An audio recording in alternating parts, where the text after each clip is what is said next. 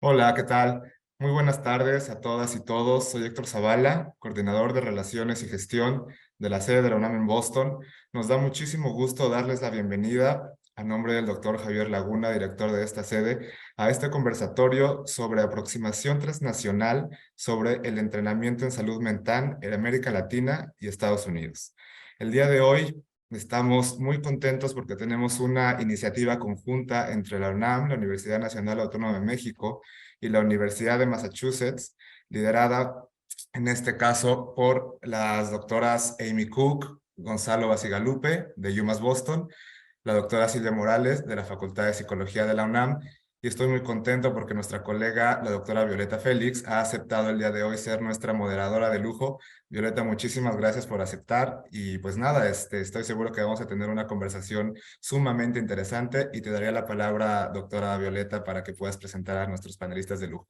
Muchísimas gracias y adelante. Muchas gracias, Héctor. Buenas tardes a todas y a todos. Pues para mí es un placer estar el día de hoy con los maravillosos ponentes que tenemos para compartirles información muy relevante sobre sus trabajos. Me voy a permitir leer la semblanza de cada uno de ellos, darles la palabra y pues generar esta discusión, esta conversación entre todas y todos para transmitir los temas tan interesantes que nos tienen el día de hoy.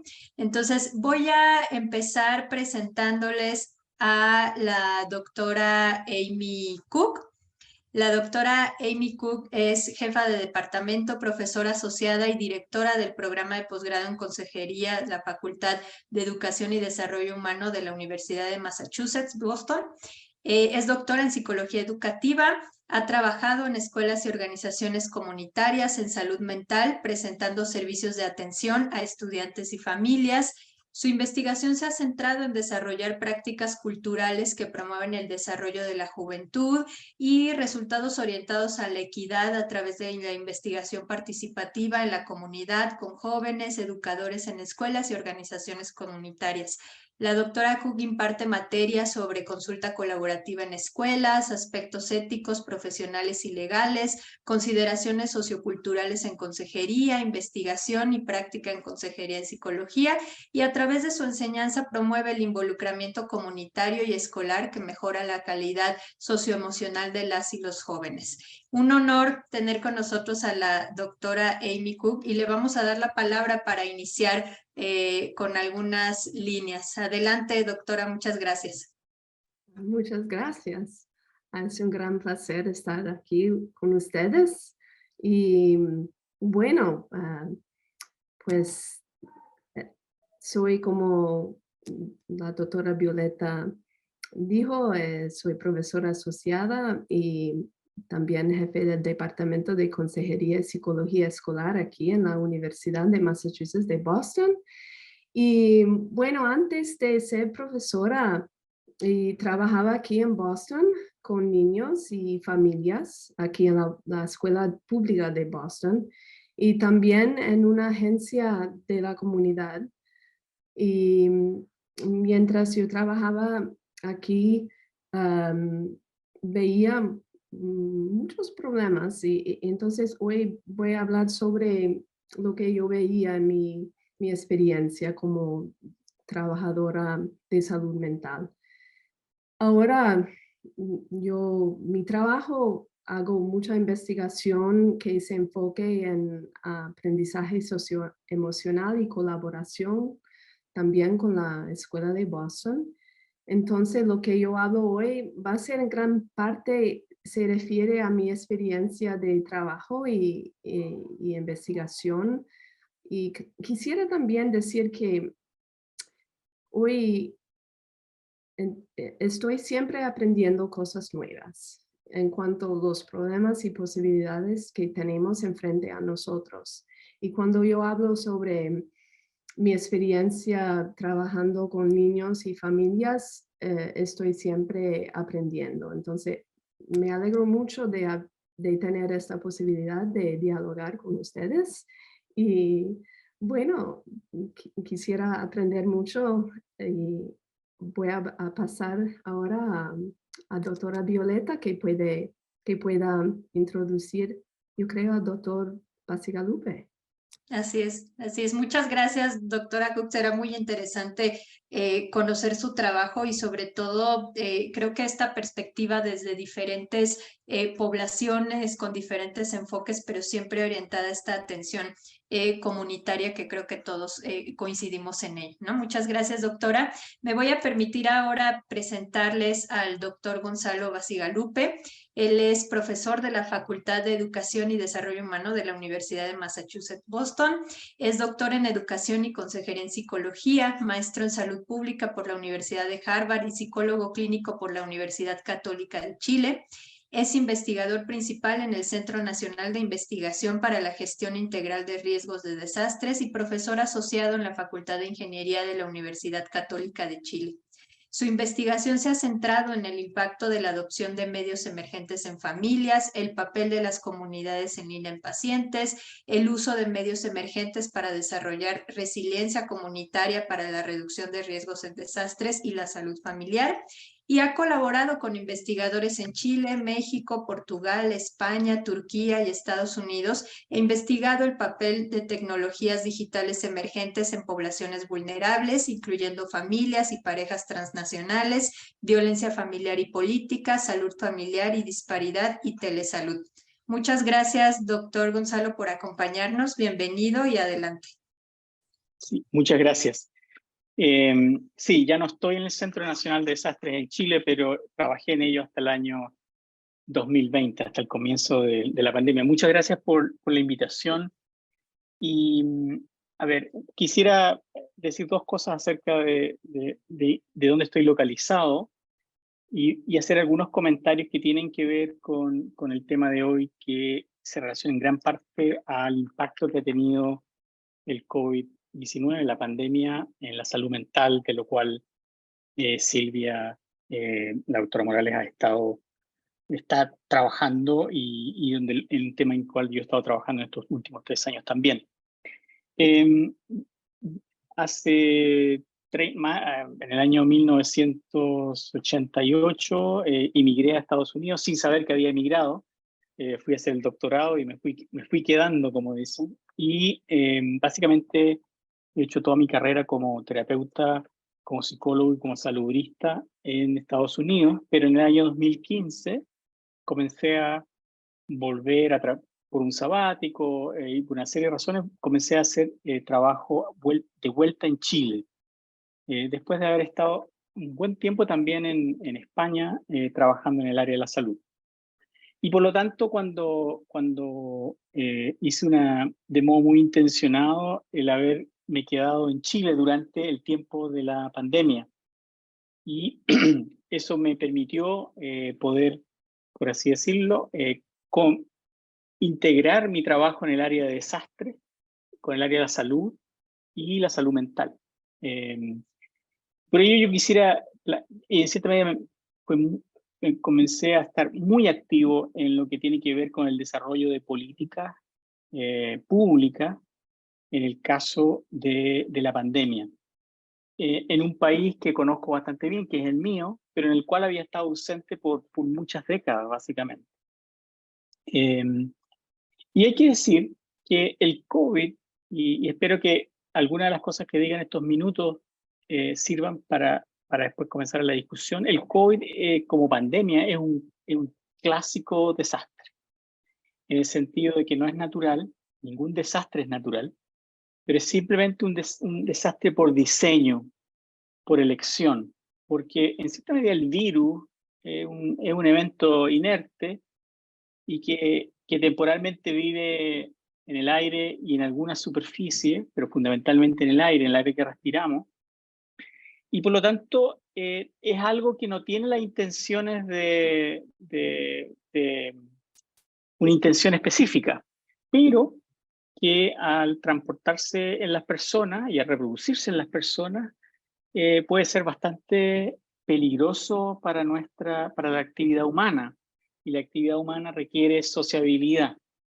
Y en ese sentido, el virus afectó grandemente a las personas que viven básicamente en mucha cercanía.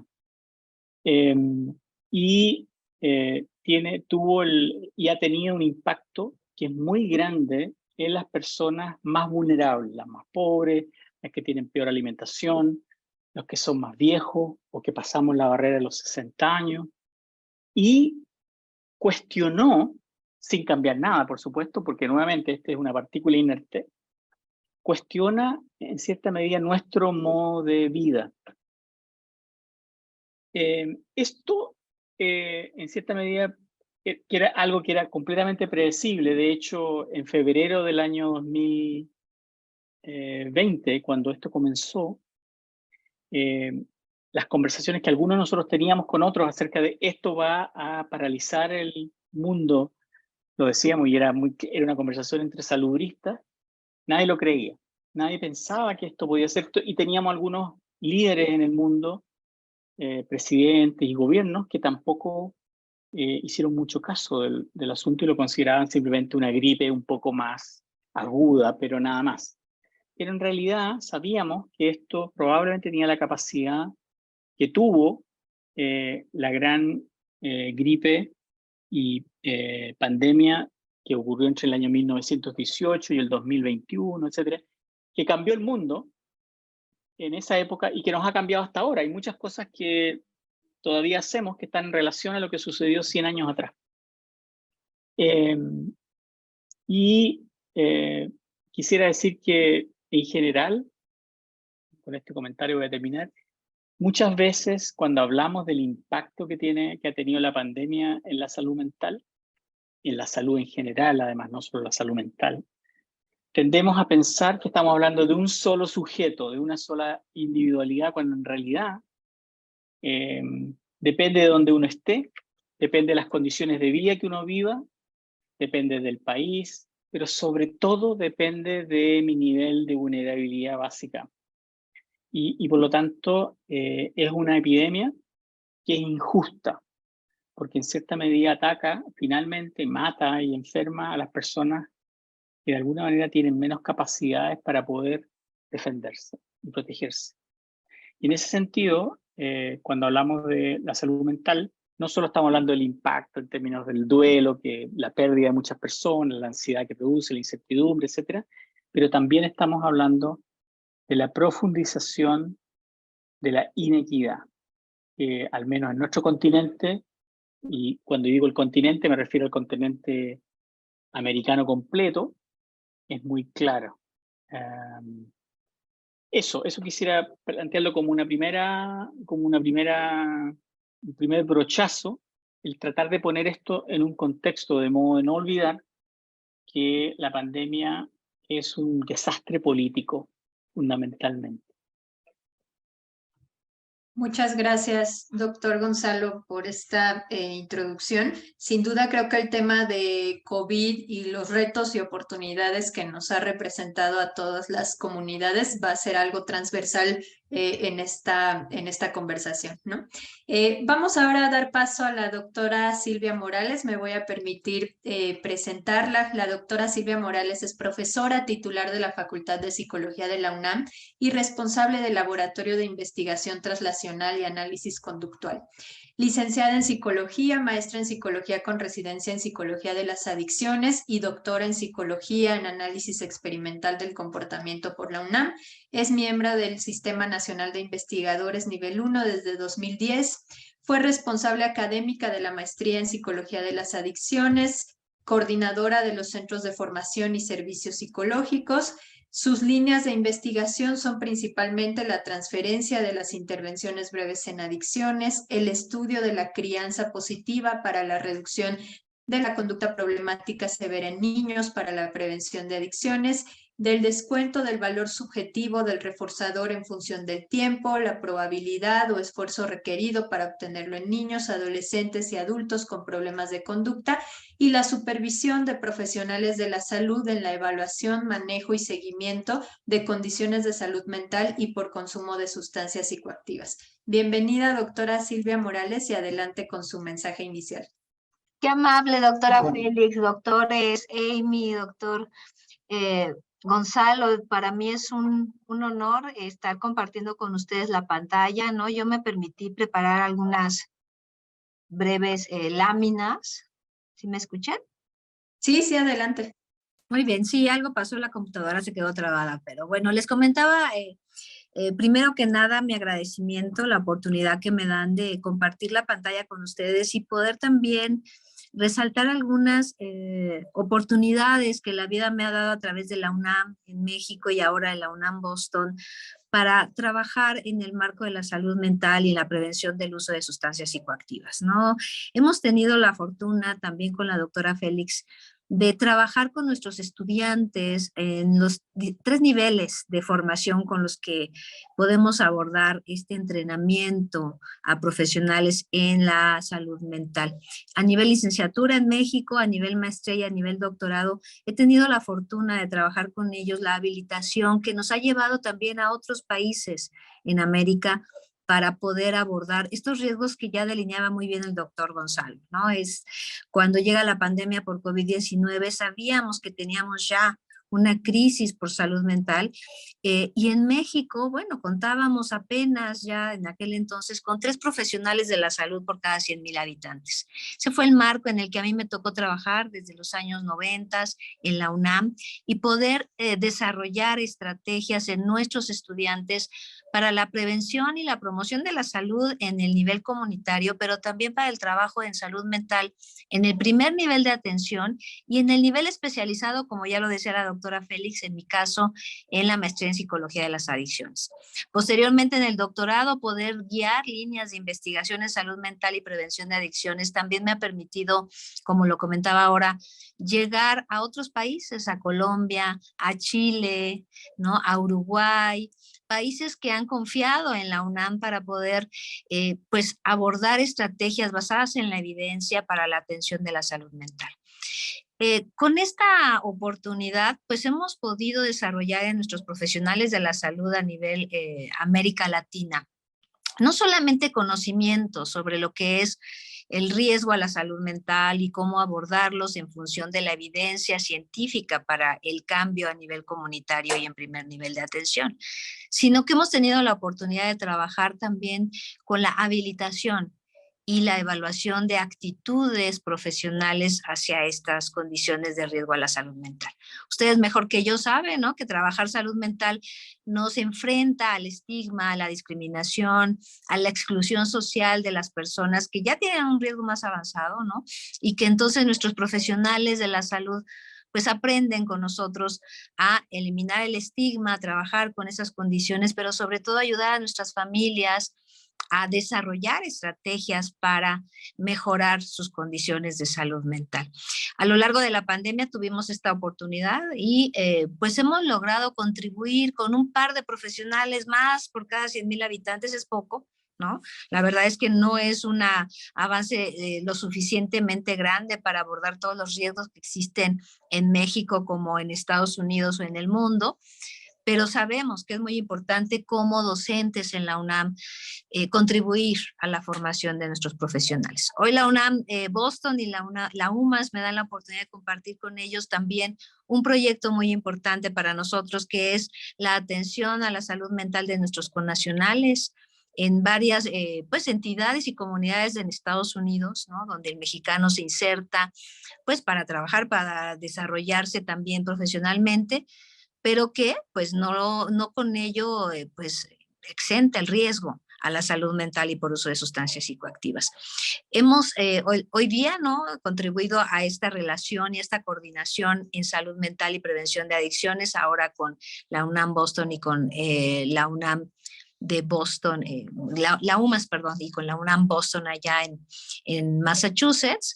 Y estaré muy contenta de compartir con los estudiantes de ambas entidades este ejercicio, cómo llevamos a cabo la habilitación, el cambio de actitudes, ¿no?, para hacer una mejor implementación de las intervenciones breves basadas en la evidencia en este marco de atención, pero también en ampliar nuestros conocimientos y actualizar y contribuir a través de la investigación básica y aplicada a lo que podemos cambiar, ajustar no solo ante la pandemia por COVID-19, sino aquellas necesidades que se nos van presentando, ¿no?, cotidianamente ante pues las necesidades que tienen nuestras comunidades en todos los países, ¿no?, en México, en Chile y ahora en Boston, en el que vamos a poder colaborar de manera muy cercana y pues que podamos contribuir exitosamente con la información. Muchas gracias, doctora Félix. Era un poco lo que quería compartir en esta primera participación. Muchas gracias, doctora Silvia. Creo que nos ilustras y nos introduces además a una de las primeras preguntas que yo quería hacerles, un poco en función de lo que he escuchado y conozco de su experiencia y de su trabajo, y recordando también la intención y el tema central de esta mesa, que es precisamente esa aproximación transnacional sobre el entrenamiento en salud mental en América Latina y Estados Unidos. Esto que escucho de la doctora Morales me lleva a pensar, creo que es claro para todas, para todos, el reto, la dimensión que enfrentamos en temas de salud mental, las diferentes problemáticas que sobre todo, claro, se han exacerbado también o dejado ver a partir de la pandemia por COVID-19.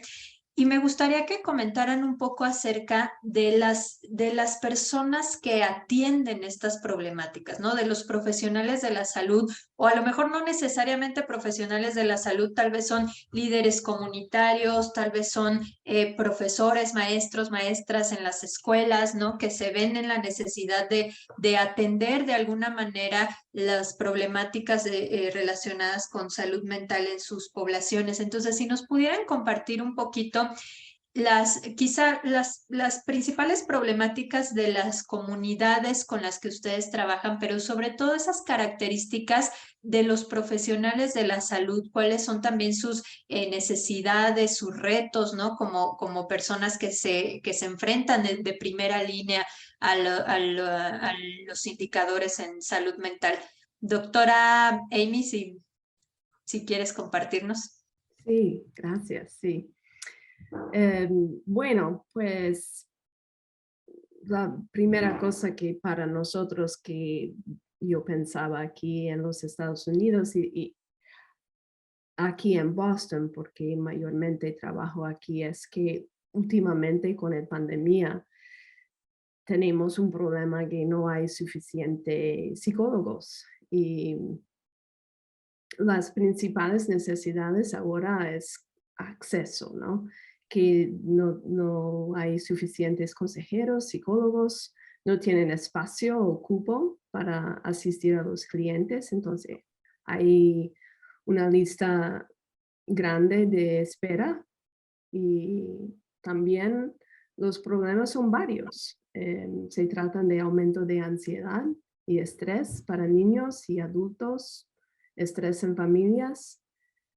También hay los niños que están atrasados con el progreso académico por causa de COVID y otras cosas también. Entonces, todo eso es como se va atrasando con poder dar ayuda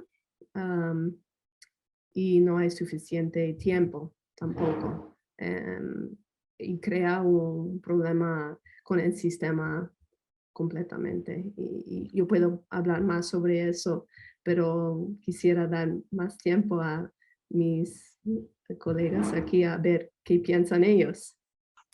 Gracias, doctora. Creo que es común y seguramente será común también en los otros contextos esta falta que ya también refería la doctora Morales en proporción, ¿no? De los profesionales de la salud que están disponibles para atender la problemática y la alta demanda que hay hoy día. Doctor Gonzalo, en su caso.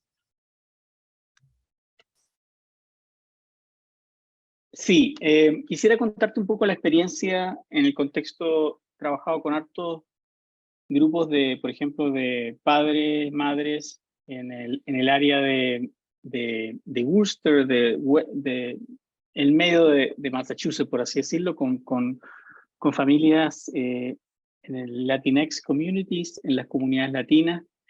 Y una de las cosas que yo creo que es importante es, de alguna manera, rescatar o destacar es que la pandemia, sobre todo los 2 primeros años, llevamos 3, de alguna manera aumentaron el nivel de incertidumbre, que ya era alta entre muchas de las familias latinas y las familias donde además hay muchas personas que son personas que están aprendiendo el inglés. No necesariamente los jóvenes, los niños que probablemente se manejan con el inglés bien, pero que están en familias donde hay una multiplicidad, por así decirlo, de niveles de alfabetización.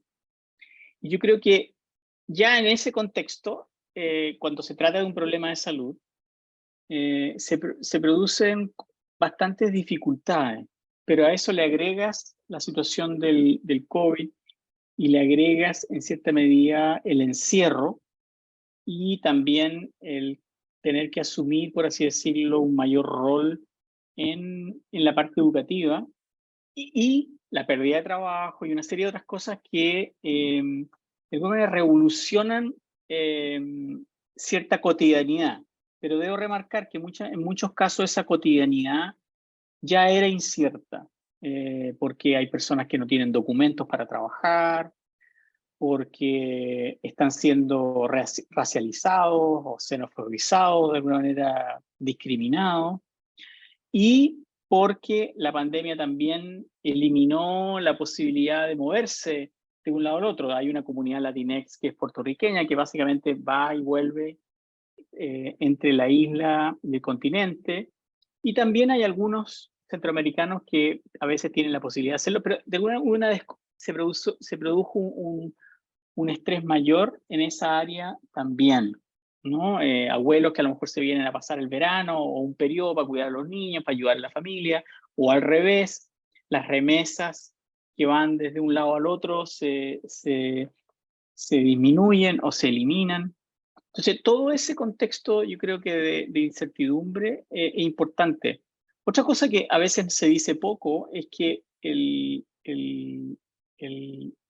COVID tuvo un impacto bastante grande en niños que tienen y niñas que tienen problemas de aprendizaje, así como también aquellos que requieren de adaptaciones, como por ejemplo niños que están en el espectro autista. En las escuelas públicas, por ejemplo. Todo eso es como algo que de alguna manera ya genera, nuevamente lo insisto, genera como ciertos niveles de ansiedad en la familia, fueron aumentadas e intensificadas durante la pandemia. Por otro lado, yo creo que, y vuelvo aquí un poco a lo que dije al principio, creo que por parte de los gobiernos, y no solo en Estados Unidos a nivel federal, pero también en otros países, y esa es mi experiencia, lo que yo vi en Chile, es que hemos dejado que muchas personas se enfermen. Y por lo tanto, hemos dejado tener un alto nivel de contagio y por lo tanto enfermedad y muerte. O sea, en Estados Unidos solamente hay más de 1 millón de personas que han fallecido directamente por el COVID. Además tenemos el exceso de fallecidos, de personas que no tuvieron atención o que el síntoma, que la enfermedad del COVID agudizó algo que tenían y murieron 6 meses después, etcétera. Hay como una serie de otras cosas. Y eso creo que en particular para ciertos grupos culturales generó muchas pérdidas humanas, una sensación de duelo permanente. De hecho, es algo que, con lo cual yo me identifico. Yo he perdido mucha gente de mi edad, ¿no? De colegas, amigos, amigas, y gente que por distintas razones fallecieron en este periodo. Y yo creo que eso, voy a dejarlo acá, tiene un impacto muy grande en la salud mental en general. Y como decía Amy, es difícil conseguir una hora psicológica. Pero más allá de conseguir una hora psicológica, creo que estamos en un contexto en el cual hay mucho dolor, hay mucha ansiedad, hay depresión, y uno puede verlo. Ahora, yo siempre digo, no es, y eso termino acá, no es solamente el COVID, por así decirlo, sino que son las condiciones sociales en las que viven la mayoría de las personas, que no son las más adecuadas. Muchas gracias, doctor. Creo que es claro también el mensaje, ya lo comentabas desde tu primera intervención, cómo esta pandemia vino a ser mucho más evidente esas condiciones ya de por sí preexistentes, ¿no? De desigualdad, de vulnerabilidad, cómo exacerbó también ciertos factores de riesgo que ya estaban presentes en las comunidades, pero que se hicieron todavía más evidentes y difíciles de manejar con la pandemia, y cómo, bueno, pues a ese tipo de situaciones se enfrentan igual los profesionales de la salud, que además, como cualquier persona, pues también están pasando por estas problemáticas y estas situaciones de duelo, de pérdida, de enfermedad también. Entonces, bueno, creo que vamos identificando el contexto en el que nos encontramos. Doctora Morales. Claro, a mí me gustaría resaltar cómo, sí, en un contexto en el que la salud mental ya era una epidemia por sí misma, ¿no? Cuando llega el COVID, y bien lo señalaba el doctor Gonzalo, nosotros tuvimos la buena fortuna, como ya lo comentaba, de haber iniciado la capacitación virtual a distancia, ¿no? No solamente tuvimos la buena fortuna de visitar Chile, Uruguay, de trabajar en el entrenamiento de nuestros profesionales y promotores de la salud a nivel comunitario para atender los riesgos a la salud mental, sino que cuando llega la pandemia, por supuesto, y ustedes lo vivieron junto conmigo, esta transición a la tecnología, esta aceptación del Zoom, ¿no? Que fue uno de los, ahora sí que programas que nos permite acercarnos aún en ese confinamiento y en ese distanciamiento social. Pues para nosotros fue una oportunidad también nueva de entrenamiento a los profesionales, ¿no? Los profesionales a través del Zoom no solamente ya conocían qué conocimientos, ¿no? Qué habilidades y qué actitudes les ayudaban con base en la evidencia científica a acompañar a las personas y reducir los riesgos a la salud mental o por consumo de sustancias psicoactivas, sino que pudimos ver que esa brecha de atención de la que yo hablaba también al inicio se empezó a reducir, ¿no? Es mucha mayor la cantidad de personas que levantan la mano y dicen, sí quiero ayuda, sí necesito el apoyo. Y ahora, durante la pandemia, que la atención virtual es una oportunidad, nos tocó ver cómo se acercaba más cantidad de personas a nuestros profesionales a recibir apoyo desde, reitero, la comunidad hasta el trabajo de primer nivel de atención. Pero también es cierto que nuestros profesionales han sido testigos de una transformación importante que a mí me tocó resaltar mucho en uno de los últimos análisis que pude llevar a cabo, y es que si, por ejemplo, antes los jóvenes o adolescentes empezaban el uso de sustancias psicoactivas por curiosidad, por saber qué se siente, por la presión social, durante el COVID, más que hablar de aumento o disminución en la cantidad de personas que consumían, hubo una transformación de las razones por las cuales se empezaba en el uso de sustancias psicoactivas. Y ya las mencionaba el doctor Gonzalo y la doctora Amy, ¿no? La ansiedad, la depresión, las pérdidas de seres queridos, la propia condición de tener que estudiar a distancia a través de la virtualidad, ¿no? De perder el trabajo, fueron ahora las principales causas por las que muchos jóvenes reportaban, ya sea el inicio en el uso de sustancias, ¿no? O la transformación en el tipo de sustancias consumidas, dado que también la Darknet, ¿no? Es una vía para tener acceso a estas sustancias nuevas que están dañando a los jóvenes. Entonces sí creo que la transformación que vivimos ante el COVID le ha llevado a nuestros profesionales de la salud también a adaptar estas intervenciones basadas en la evidencia en un contexto nuevo que nos impuso el COVID y que nos lleva a transformar conocimientos, habilidades y actitudes para ser más eficientes en la atención desde la comunidad hasta el servicio especializado. Muchas gracias, doctora. Creo que terminas con un rayito de esperanza que es en el que me gustaría centrarme en la siguiente ronda, que tiene que ver precisamente en cómo a partir de todas estas adversidades, creo que algo también que ha quedado muy claro para todos, no solamente en los temas de salud mental, creo que a todos los niveles en los que nos enfrentó la pandemia, es que hemos sido capaces de desarrollar estrategias, de adaptarnos, de realmente hacer cosas para avanzar en los temas de formación, de entrenamiento de profesionales de la salud y en los temas de atención también a la comunidad. Entonces, con esto en mente, me gustaría preguntarles, en sus comunidades, en el trabajo que ustedes hacen con los profesionales de la salud y con la atención a la comunidad, para que miremos no solamente esta parte negativa que de pronto puede parecer muy abrumadora, ¿no? Pero que es necesario, claro, dimensionar y saber en dónde estamos parados y a qué nos enfrentamos, pero al mismo tiempo creo que ya en estos 3 años de pandemia y como decías también, doctora Morales, antes ya todo el trabajo que había sobre este tipo de estrategias, ¿qué cosas han funcionado? O sea, ¿qué cosas ustedes identifican que se han desarrollado, que se han aterrizado y que han servido para enfrentar esta situación y esta dimensión en los problemas de salud mental, esta alta demanda de la que también hablabas, doctora Amy, de atención? ¿Cuáles son esas buenas prácticas o cosas que facilitan la atención y que ustedes han identificado en sus comunidades? Doctora Amy, bueno, yo les estoy dando la palabra así en orden, pero claro que si alguno de ustedes quiere tomarla, adelante, pero si no, empezamos con la doctora Amy. Sí, puedo contestar las preguntas. Y bueno, pues estaba pensando mucho en la colaboración con las colegas y los demás que trabajan en el sistema de salud mental. Es muy importante, como que tenemos esas barreras y esa larga lista de espera. Entonces, con esa comunicación que podemos tener entre las organizaciones cuando sea posible, cuando tenemos que respetar las reglas de confidencialidad, por supuesto.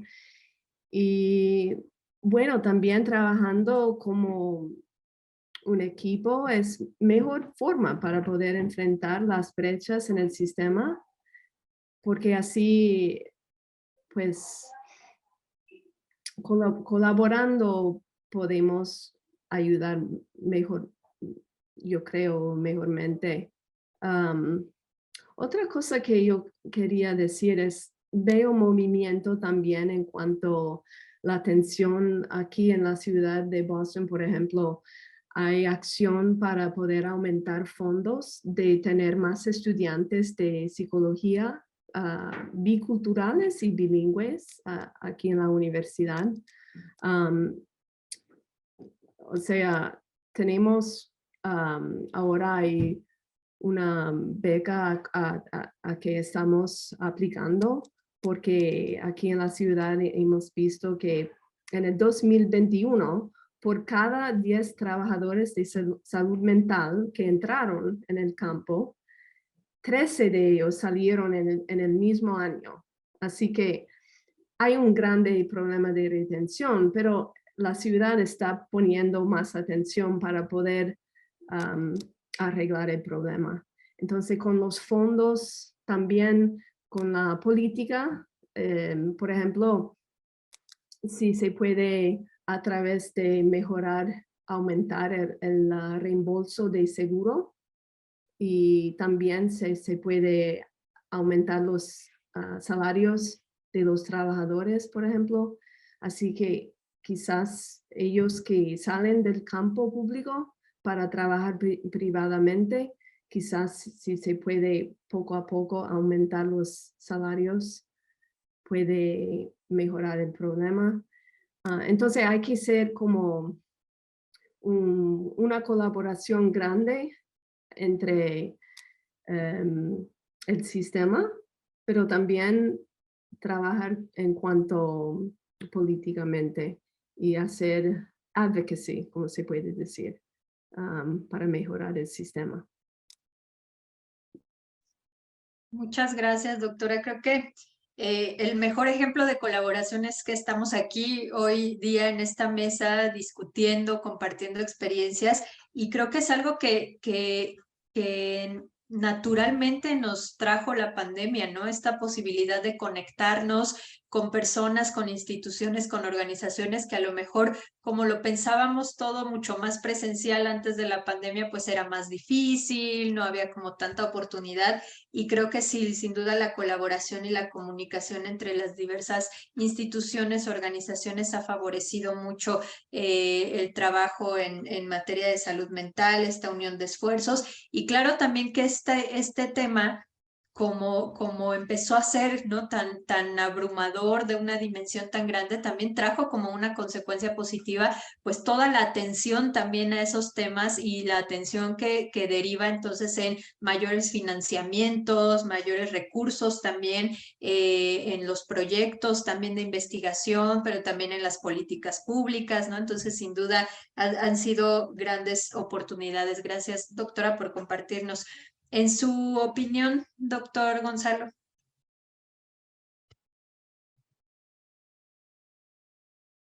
Sí, yo creo que, voy a decir, cuesta ser positivo en este contexto. ¿Para qué vamos a ir una cosa por la otra? Y creo que voy a plantear algo que lo discutí el otro día con otros psicólogos europeos, y hay una suerte de sesgo en el contexto de la psicología norteamericana que es influencial en todas partes, ¿no es cierto? Y una de ellas es que siempre tenemos que, de alguna manera, tratar de mirar pragmáticamente aquello que funciona, en vez de hacer el duelo de la situación dramática que estamos viviendo. O sea, el mundo, 3 años después, es mucho más frágil, está más en crisis y estamos menos preparados para algo similar o peor que lo que hemos vivido. Y en ese sentido, creo que hay que primero como que hacer ese diagnóstico en vez de, comillas, tratar de continuar tratando de hacer lo mismo. Jack Soule, que es un psicólogo que vive en Nueva York, ha escrito un libro que a mí me gusta mucho, que se llama Collective Trauma, y que habla mucho de la importancia de poder hacer trabajo con las comunidades, de que podamos comunicar mejor a las personas más allá, por así decirlo, del enfoque clínico, ¿no? Y yo creo que eso es algo central y algo en lo cual he visto que algunas personas, que algunos profesionales han estado mucho más preocupados, que es como poder comunicar de un modo que normalice ciertas reacciones, que no las psicopatologice, que no las medicalice y que apunte a colectivizar las acciones en vez de individualizarlas. Y ahí he visto algunas publicaciones en las cuales, por ejemplo, ya no solo estamos hablando de la resiliencia individual, que algunas personas son más fuertes, etcétera, sino que estamos hablando de qué tenemos que hacer, por ejemplo, para que la mayoría de las personas, los niños, las niñas, los adultos, los adolescentes, los más viejos, podamos ser resilientes, no porque tengamos un gen especial adentro, sino que porque el contexto que nos rodea lo permite, ¿no? Una de las cosas que nosotros hemos estado haciendo en la universidad, por ejemplo, bueno, con Amy y otros académicos, por ejemplo, es, por ejemplo, el hacer este acknowledgement, hacer este reconocimiento de la situación. Por ejemplo, la escribimos en el sílabo, por 2 años pusimos en el sílabo, estamos viviendo una situación muy compleja, hay que reconocerlo, y eso ayuda a no hacer la negación, porque yo creo que la negación es un gran problema. Es como, ya, pasamos la pandemia y ahora volvemos a lo que estábamos, cuando en realidad eso no es posible, y eso creo que hay que comunicarlo y hay que... He visto que hay como cierto movimiento como para hacerlo eso mucho más claro. Yo creo que una de los... que es una cuestión que no se tiene solamente que ver con la pandemia, pero yo creo que la experiencia humana de muchas personas es a través de estos medios como los que estamos acá, En el caso nuestro, nosotros estamos tratando de reemplazar el que estemos en una misma sala, pero en el caso de muchos niños y adolescentes, la experiencia humana es casi completa a través de las redes.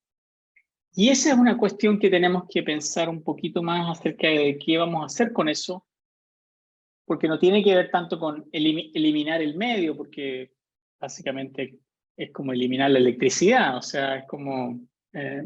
pero, ¿qué significa en términos de nuestras relaciones humanas? Yo no soy tan optimista como lo era antes, en realidad, respecto a para tener los espacios sociales que pudieron haber estado presentes hace unos años y que están más limitados ahora. Entonces, por ejemplo, leí un artículo que decía que a toda una generación lo hemos estado tratando de proteger de ciertas ansiedades, pero en el contexto de acero terminamos generando mucha más ansiedad porque no se preparan las personas para enfrentar las cuestiones difíciles. Yo soy de los que pienso que mientras menos psicólogos tengamos, sería mejor, porque así tendríamos que hacer cosas para que no se necesitara el psicólogo, por así decirlo. Bueno, insisto que hay que mirar esto más como un trauma colectivo, más que como una cuestión solamente individual, como es el caso de los desastres en realidad. Muchas gracias, doctor. Creo que resaltas un punto también muy importante, ¿no? No solamente pensar en la atención de salud mental, que creo que es algo que han transmitido todas en esta mesa, como esa atención uno a uno, ¿no? Un psicólogo o psicóloga atendiendo a una persona, sino que es algo realmente comunitario y colectivo, ¿no? Y que desde ahí también hay muchas cosas que pensar y que reflexionar y que promover también para ir avanzando en estos temas, ¿no? En tu caso, doctora Morales. Brevemente, yo no puedo más que estar totalmente de acuerdo con el doctor Gonzalo y con la doctora Amy, ¿no? Vinculación, comunidad, ese trabajo colectivo, siempre aprendo, ¿no? De mis colegas y me encanta cómo lo postula el doctor Gonzalo y la doctora Amy, porque él dice que no es optimista y yo más bien lo escuché y me dio más esperanza escuchar el que se pueda hablar de manera colectiva, que se pueda entender. De hecho, es lo que nos ha funcionado en nuestro trabajo reciente, ¿no? El trabajar con la comunidad, reducir el estigma y evitar esa patologización es un trabajo de la comunidad. Y es lo que nos ha funcionado de manera relevante, ¿no? Ahora que podemos regresar a la presencialidad, pues gran parte de lo que está haciendo el alumnado, tanto de pregrado como de posgrado, es justamente aprovechar las capacidades de la comunidad, esta oportunidad que estamos teniendo de trabajar la promoción de la salud mental, del bienestar, de todas aquellas cosas que antes de la pandemia yo creo que también las dejamos de hacer, ¿no? Por ese rápido circular en la vida, ¿no? Esa vida cotidiana demasiado acelerada y que la pandemia nos calmó y dijo, a ver, ¿no? Aquí está pasando algo y tenemos que aprovechar no solo, como dicen ellos, ¿no? Las capacidades individuales, sino la vinculación, las oportunidades de establecer redes con otras organizaciones, con otras instancias, ¿no? Esos recursos económicos que tenemos, pues organizacionalmente, si los sumamos y los vemos como parte de una sociedad, va a ser mucho más eficiente y tenemos más oportunidad, pero también el trabajar colectivamente por recuperar el bienestar y la estabilidad, pero además, ¿no? Ser capaces de disfrutar la vida. Yo más bien, doctor Gonzalo, me diste esperanza, ¿no? Yo creo que me siento más optimista que pesimista. Gracias, doctora Félix. Gracias, doctora Silvia. Creo que hay muchos puntos de acuerdo. En realidad, creo que los tres han mencionado cosas muy importantes dentro de sus diferentes perspectivas y hemos hablado ya de en dónde nos encontramos, ¿no? Un poco cuál es la dimensión del problema, cuáles son las características de la comunidad, de la población con la que tenemos contacto, tanto a nivel de atención como a nivel de nuestros profesionales de la salud que están enfrentando esta situación en su quehacer profesional diario. Han mencionado ya también pues algunas barreras a las que nos hemos enfrentado, pero también algunas cosas que han empezado a vislumbrarse como cosas eficaces, como buenas prácticas, como aquellas cosas en las que no podemos dejar de poner atención, como es esta parte colectiva, comunitaria, el entrenamiento de los profesionales, la colaboración que ya también mencionaba la doctora Amy. Entonces, para ir cerrando, porque aunque no lo crean, ya estamos llegando al tiempo de esta mesa. Para ir cerrando, me gustaría preguntarles, conociendo ya en dónde estamos parados, lo que se ha hecho y toda la experiencia que ustedes tienen también en términos de entrenamiento a profesionales, de atención también a las comunidades. Sé que es una pregunta difícil, pero es una pregunta también necesaria de cierre, ¿no? ¿Qué sigue? ¿Qué sigue? ¿Hacia dónde vamos? ¿Hacia dónde tenemos que mirar? ¿Hacia dónde tenemos que organizar nuestros esfuerzos, nuestros recursos humanos, financieros? O sea, en la experiencia que ustedes tienen en sus comunidades y en sus investigaciones y con lo que hemos discutido el día de hoy, guíennos y denos luz de hacia dónde habrá que trabajar en los próximos años. Doctora Amy. Sí, muy buena pregunta, me gusta mucho. Bueno, estoy reflejando en nuestra discusión y en lo que doctor Gonzalo habló de el incertidumbre, ¿no? Y también doctora Silvia, que habló de cómo el estigma es menos, que la gente está buscando más ayuda ahora, ¿no? Pero el incertidumbre es algo que de pandemia está creando mucha ansiedad y no es solo eso, hay muchas cosas que están alrededor de nosotros que crea esa ansiedad, depresión, pero estoy con esperanza porque más gente es como está más normalizada buscar ayuda con la psicóloga y eso me da mucha esperanza. Y también con la tecnología que podemos usar Zoom o terapia así remotamente, eso ayuda mucho. Pero ¿dónde estamos yendo? Yo creo que la cosa que tenemos que hacer siempre, mientras estamos, ¿cómo se dice? Caminando adelante, es mostrar humildad cultural y también ganas de aprender siempre a través de nuestra vida. Y tengo eso con mí misma, siempre yo pienso en eso, cómo yo puedo mejorar y entender más cómo puedo ayudar a los demás. Entonces, eso es lo que yo quiero compartir y si podemos, ¿cómo se dice? Agregar, no sé si se dice eso, a nuestra profesión, podemos lograr lo que sea con con nuestro trabajo. Gracias.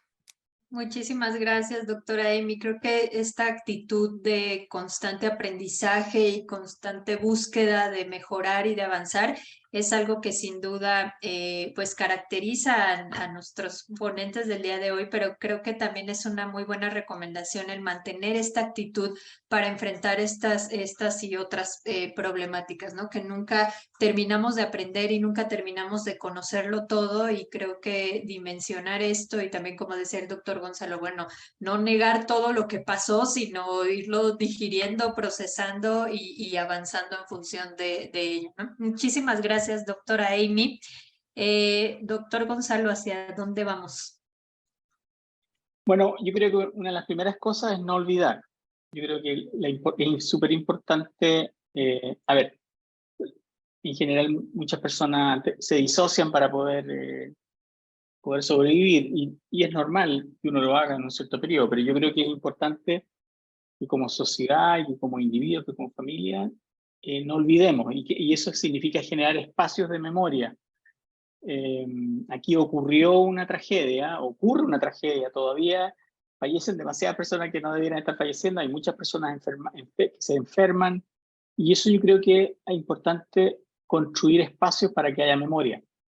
Yo creo que lo otro es que es importante también que enfaticemos en el entrenamiento con profesionales y en el trabajo con otros profesionales, el pensar en la resiliencia no como un rasgo de algunas personas más fuertes, por así decirlo, sino que de cómo vamos a generar espacios en nuestras comunidades para que las personas todas puedan ser resilientes. Eso significa que, en cierta medida, nuestro rol, y lo leía en el último boletín de la Asociación Americana de Psicología, que decía cuáles son los espacios que de alguna manera los psicólogos, yo lo encuentro como obvio, pero bueno, que los psicólogos deberían explorar, y uno de ellos es no solo pensar en términos de las interacciones individuales, pero sino que los contextos en los cuales esas interacciones suceden. Y eso significa, por ejemplo, que tenemos que seguir trabajando muy fuertemente para que las escuelas sean afirmadoras, para que las escuelas sean colaborativas. Hay que pensar realmente, y una cuestión que va más allá de la pandemia, pero que es central, que no podemos seguir pensando en el modelo educativo de yo le enseño ciertas cosas a los niños que se sientan alrededor, los niños y niñas se sientan alrededor y la absorben y después la sacan en un test. En realidad, basta ahora hacer la pregunta en internet para que aparezca la respuesta completa. De hecho, por hacer un ejercicio fui y puse cuál es el impacto de salud mental en mental health, en estas nuevas cosas de inteligencia artificial, y salió una respuesta bastante formal, pero bastante buena en cierta medida. Entonces, justamente yo creo que hay que pensar en eso. Lo otro es, yo creo que las personas que trabajamos en consejería, en salud mental, en terapia de familia, en rehabilitación, tenemos que resistir la tentación de que todo tiene que ser medicalizado, o que algún tipo de sufrimiento necesariamente tiene que ser eliminado. Yo creo que eso es... y la otra cosa que yo creo que es importante, lo tenía en unas notas, necesitamos buena supervisión.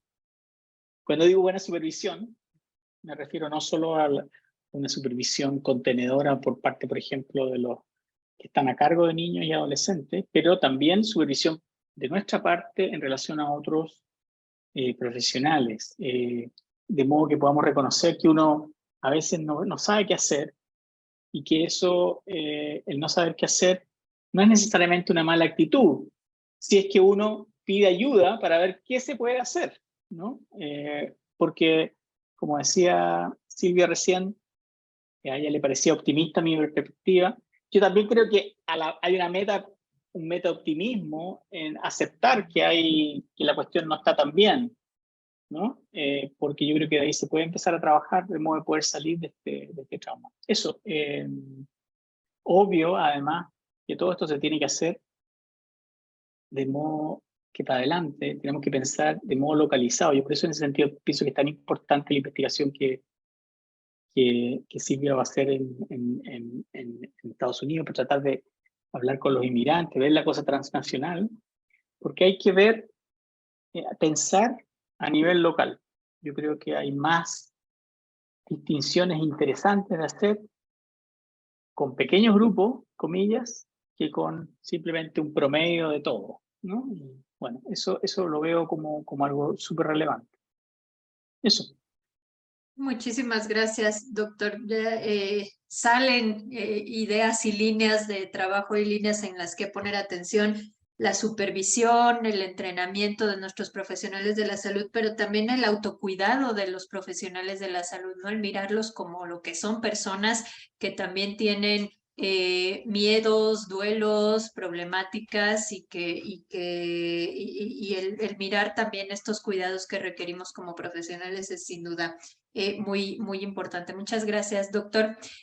Pues para cerrar, la doctora Silvia, si nos compartes tu... No, yo no quiero cerrar, y ojalá haya, o sea, que mis colegas, yo más bien solo quiero no ser repetitiva, y creo que lo que han dicho Amy y el doctor Gonzalo es muy importante, y me gustaría complementarlo con lo fundamental que son las líneas de investigación, ¿no? Que nuestros profesionales, nosotros, nuestros colegas, todos podamos trabajar en líneas de investigación muy actualizadas, como las que mencionaban mis compañeros, ¿no? Lo que tiene que ver con las redes, la forma en que está funcionando actualmente la sociedad. Hay muchas líneas de trabajo que es muy importante que aprovechemos, que analicemos, pero que nos demos prisa en difundir, lo que funciona, cómo funciona y cómo podemos adaptar mejor, tanto a nivel comunitario y colectivo, el trabajo en salud mental. Yo creo que aquí el reto también es poder trabajar con la difusión, con la investigación, con el análisis de nuestras experiencias, de nuestras vivencias en el autocuidado y en la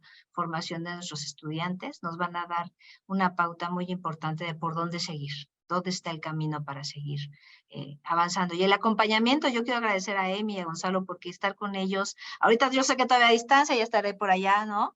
Pero me ha dado mucho acompañamiento, me he sentido muy cobijada, muy protegida y yo me siento muy contenta de ser parte de este equipo de trabajo. Para ello, para la investigación, para la difusión y poder contribuir exitosamente al trabajo colectivo.